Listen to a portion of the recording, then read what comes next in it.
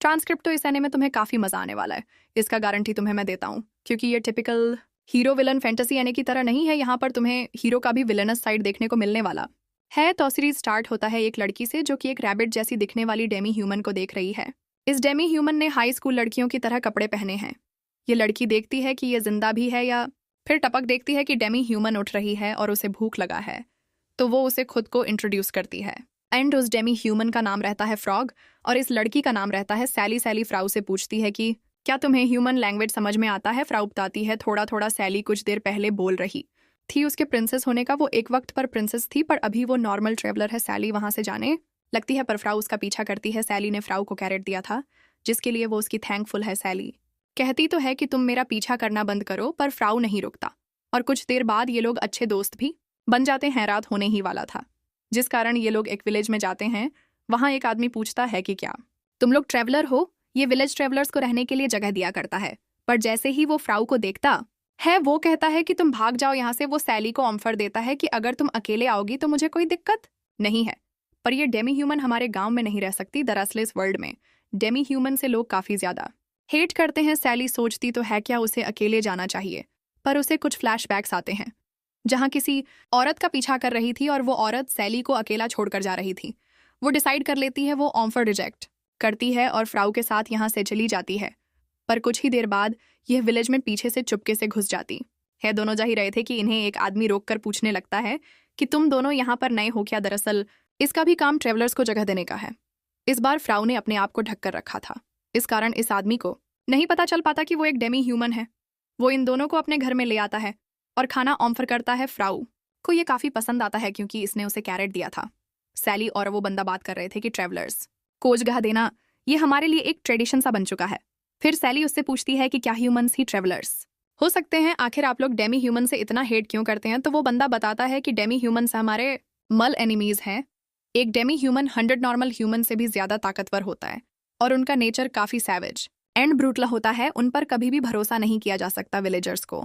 Past में भी Demi human के साथ ऐसा एक्सपीरियंस करना पड़ा है। सैली उससे कहती है कि पर हर डेमी ह्यूमन एक जैसा नहीं होता। और वो बंदा बताता है कि जब हमारे विलेज पर अटैक हुआ था तो हम सभी को एक ट्रेवलर ने सेव किया था जिसके काले घने बाल थे और वो एक्सवर्ड कैरी कर रहा था।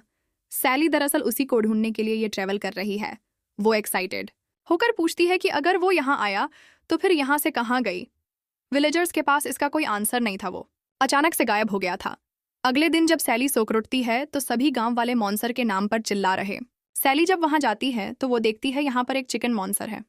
सैली बिना कुछ सोचे समझे वहां पर चली जाती है और कुछ सेकंड के लिए उसके चेहरे पर एक ईवल स्माइल आ जाता है, पर इससे पहले वो कुछ कर पाती पीछे से कोई चिल्लाता है और उसका कंसंट्रेशन टूट जाता है। वो नॉर्मल हो जाती है और उस चिकन मॉन्सर के बिल्कुल सामने आ जाती है। सैली सोच रही थी यही मेरा एंड था, पर तभी पीछे से फ्राउ आती है, उस मॉन्सर को एक लात में ही हरा देती है। भले ही फ्राउ ने उस चिकन मॉन्सर से सभी को बचा लिया, पर स्टिल सभी गांव वाले उससे डर रहे थे। सैली बोलती भी है कि इसने जस्ट अभी तुम्हारी जान बचाई है, तुम ऐसा कर कैसे सकते हो। पर वो लोग अब भी फ्राउ के बारे में उल्टा सीधा ही बोल रहे। वो आदमी भी डर जाता है जिसने इन्हें अपने घर में रखा था, पर फ्राउ उसके पास जाती है।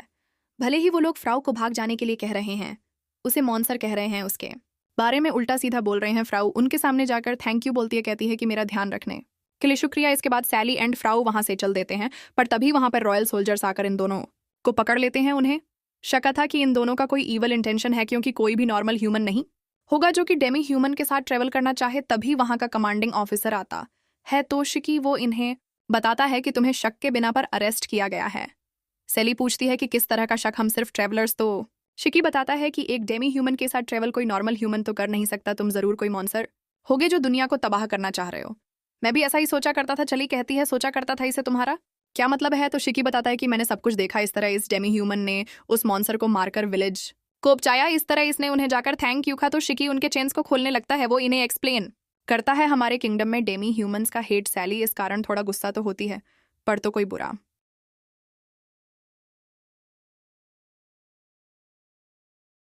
इंसान नहीं होता। कुछ देर इनका बातचीत होता है और ये लोग काफी अच्छे दोस्त भी बन जाते हैं। सैली कहती है कि अच्छा तुम्हारे कारण हमें इतना दिक्कत हुआ तो एटलीस्ट हमें कुछ खाना खिलाओ। तोशिकी भी मान जाता है और इन्हें मार्केट ले जाता है। तोशी इस एरिया में काफी पॉपुलर होता है, वहां के सभी लोग इसे जानते थे। वहां पर कुछ बच्चे आ जाते हैं और वो सैली को देखकर कहते हैं कि क्या यह लड़की तुम्हारी गर्लफ्रेंड।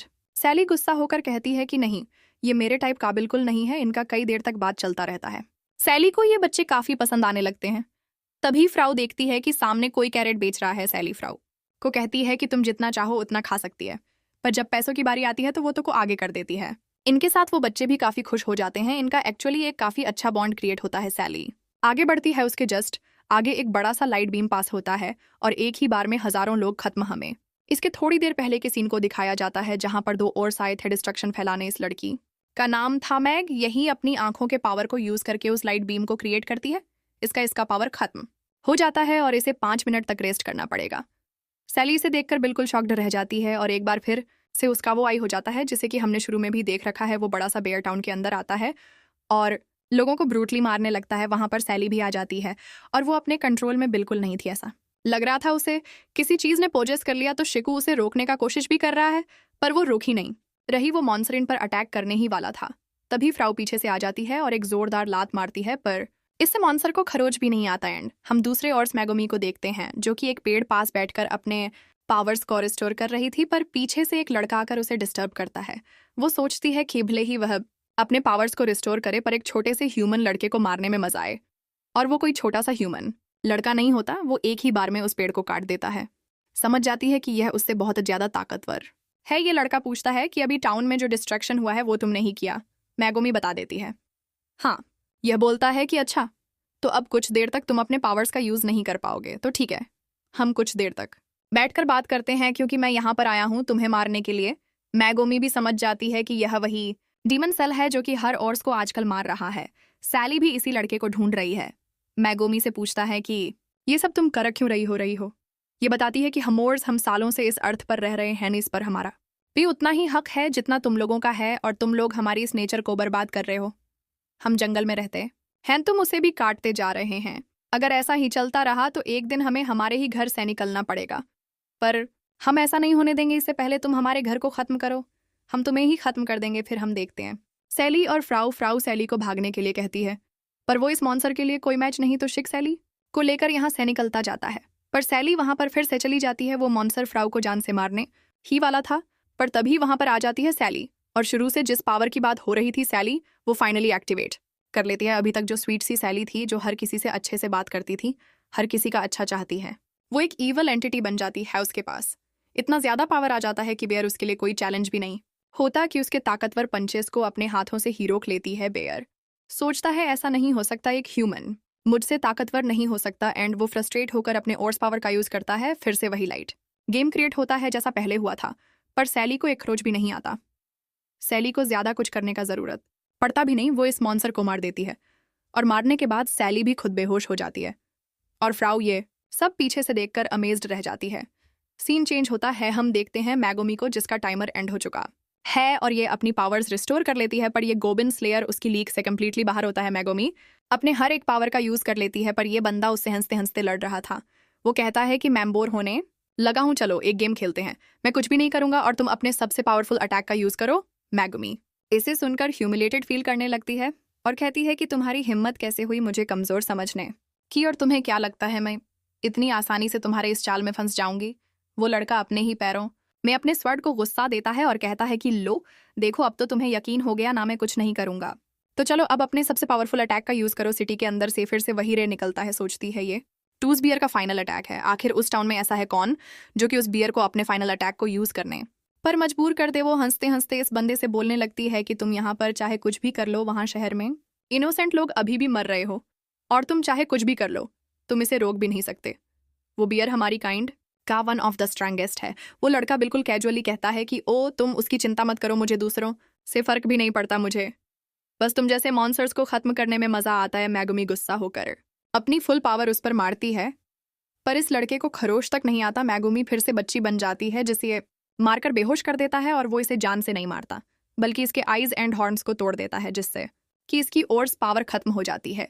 वहां पर एक बोलने वाला भेड़िया आता है और कहता है कि तुम इसे फील कर सकते हो। वो लोग दरअसल सैली की बात कर रहे हैं। सैली इसे ही ढूंढने के लिए इतना ट्रेवल कर रही है, पर ये उससे यहाँ पर मिले बिना ही आगे बढ़ जाता है। पर सैली को रियलाइज भी नहीं होता कि वो जिसे ढूंढ रही है वो यहाँ पर था। एनीवे सीन चेंज होता है। सैली कई देर से बेहोश फाइनली उठती है और उसके बगल में फ्रॉ रहती है। चलिए फ्राउ से उसके हाल पूछने लगती है, बट फ्राउ उसे बताती है कि उसने सो भी लिया, खा भी लिया और फिर यहाँ पर बैठी है, वहां पर तोकी भी आकर उसका हाल पूछने लगता है। और फ्राउ ने उसके पावर्स को देखा था जब से वो उठी है। फ्राउ उसे इनविंसिबल बोल रही है, मतलब कोई ऐसा जिसे डिफीट किया ही नहीं जा सकता। तोशिकी उन्हें किसी से मिलाने ले जाता है और वो लोग फिर से एक जेल में आ जाते हैं। सेली घबराकर कहती है कि क्या मैं इनविजिबल हूँ इसलिए फिर से मुझे जेल में डाल दोगे? तोशिकी बताता है कि नहीं, ऐसा बिल्कुल नहीं है। इनफैक्ट तुम दोनों यहाँ के लोगों का हीरो बन चुके हो। कुछ लोग तो इवन प्राउ के पास आकर उससे हाथ भी मिलाते हैं, पर जेल में और कोई नहीं बल्कि वहां होती है मेगोमी। तोशिकी बताता है कि एक और है जो कीज अटैक में शामिल हो सकती है, पर अभी यह बेहोश है।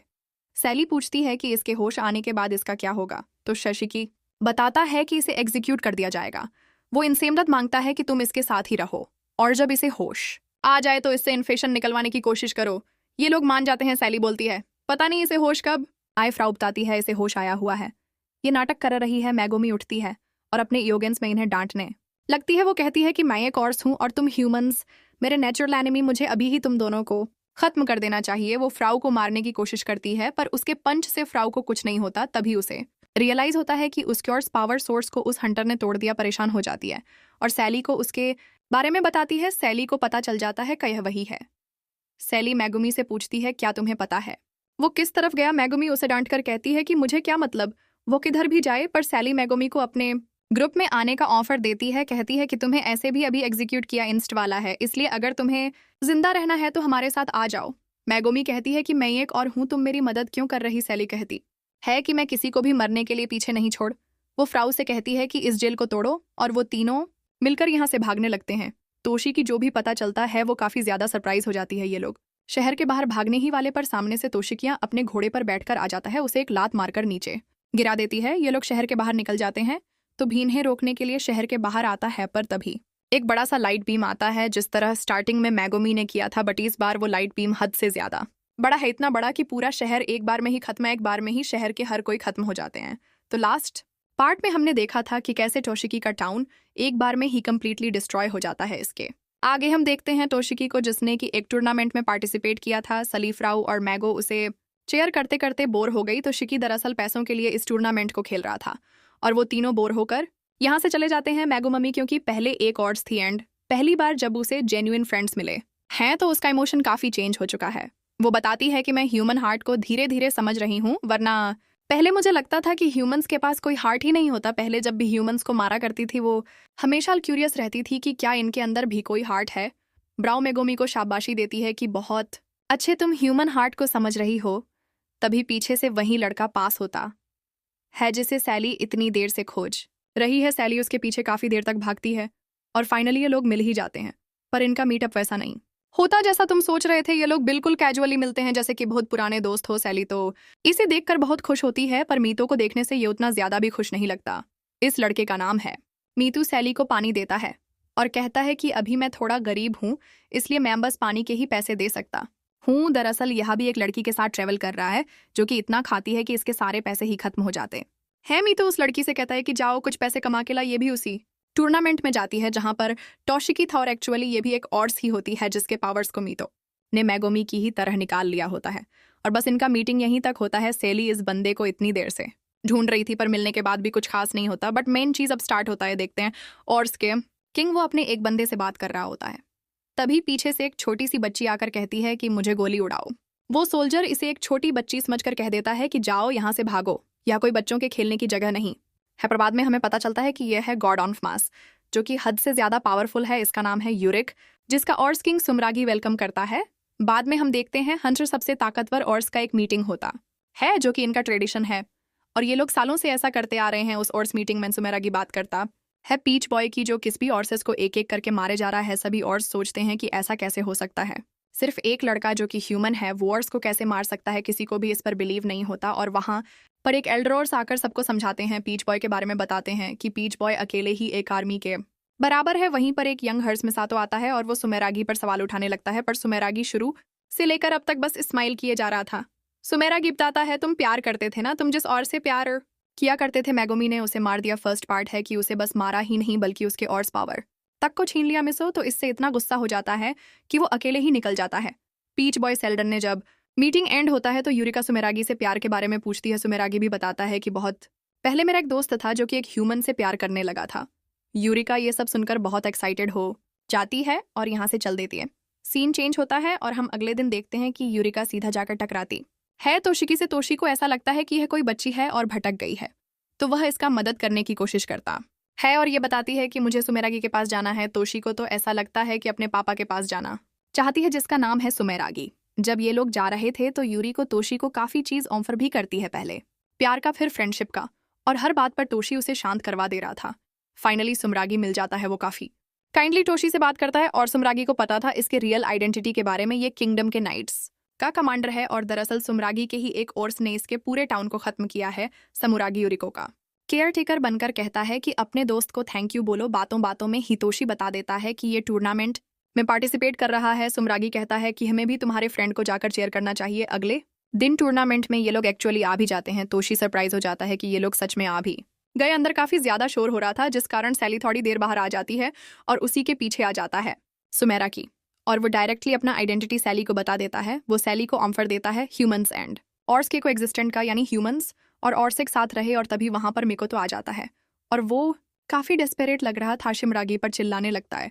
पर शिमरागी का वो स्मर्की फेस अब भी वैसा ही रहता है। वो अब भी स्माइल किए जा रहा था और कहता है कि मैंने तुमसे पहले भी बात किया था और तुमने मेरे ऑफर को रिजेक्ट कर दिया था। मिको तो सैली से कहता है कि तुम इसकी किसी बात पर बिलीव मत करना। अपना हाथ आगे बढ़ाता है और कहता है कि तुम मेरे साथ मिलकर सभी उसको मारने में मदद करो। और शिमरागी भी अपना हाथ बढ़ाता है और कहता है कि तुम मेरे साथ, ताकि हर कोई पीसफुली रह पाए। और सैली एक ऐसी लड़की थी जो कि किसी पर भीरहम कर दे, दिल की काफ़ी अच्छी थी। जब तक इसे कोई अच्छा रीज़न ना मिले, यह किसी को मारती भी नहीं थी। इसके लिए इस सिचुएशन में चुनना काफ़ी मुश्किल हो रहा था। कैली कंफ्यूज थी। वो याद करती है जब वो मिकोर से पहली साच मिली थी। कैली डजल एक किंगडम की प्रिंसेस थी। ये पूरा वर्ल्ड ही तुम्हें थोड़ा थोड़ा अटैक ऑन टाइटन वर्ल्ड की तरह लगेगा। पहले यहाँ पर हर चीज़ पीसफुल था, बट ओर्स जैसे जॉइंट मॉन्स्टर्स ने इस पीस को ब्रेक कर दिया। ह्यूमंस भी समय के साथ खुद को तैयार करना सीख गए और साथ ही साथ ह्यूमंस ने अपने किंगडम को बड़े बड़े वॉल से कवर कर दिया। सैली हमेशा चाहती थी एडवेंचर करना। वो अपने शहर की एक बिगड़ बट लविंग प्रिंसेस थी। वो अपने महल से भाग गई थी और उसके पीछे कुछ सोल्जर्स लगे थे।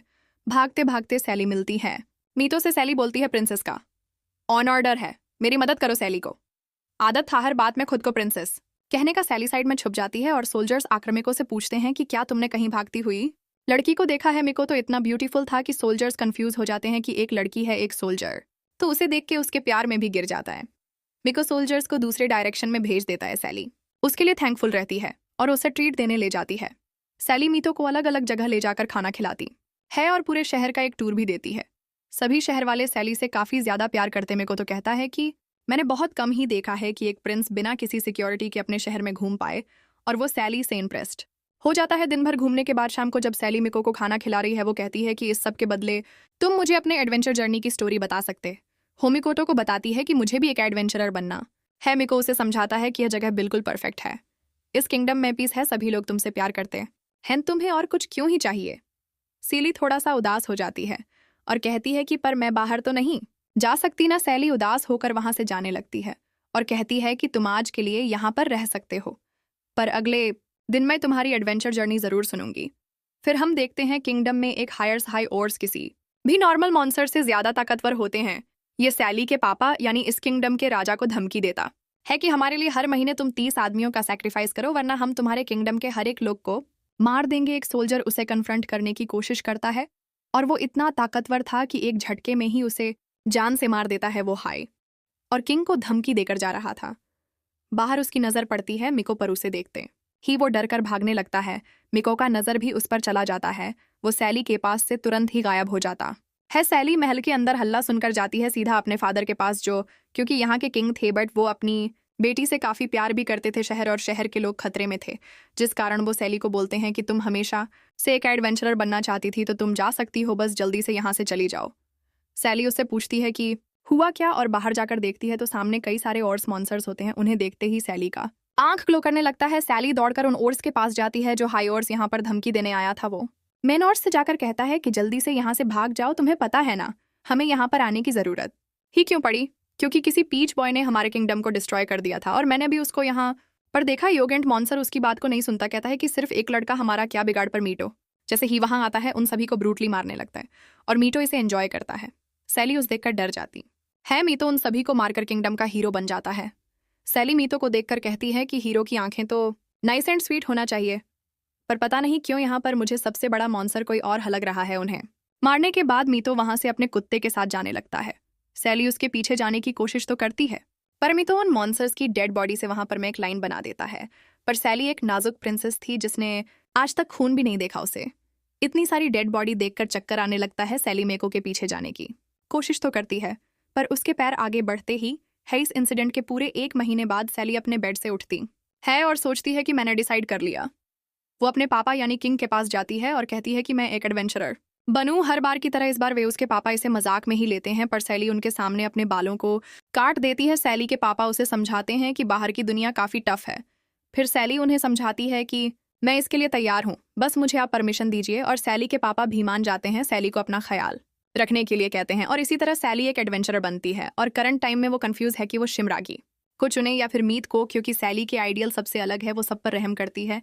अब सैली किसको चुनती है यह पता चलेगा इसके नेक्स्ट पार्ट में। और चैनल को सब्सक्राइब करके बेल आइकॉन दबा देना ताकि जब भी नेक्स्ट पार्ट आए तुम्हें नोटिफिकेशन मिल जाए। और हाँ, प्लीज़ वीडियो को लाइक करना मत भूलना।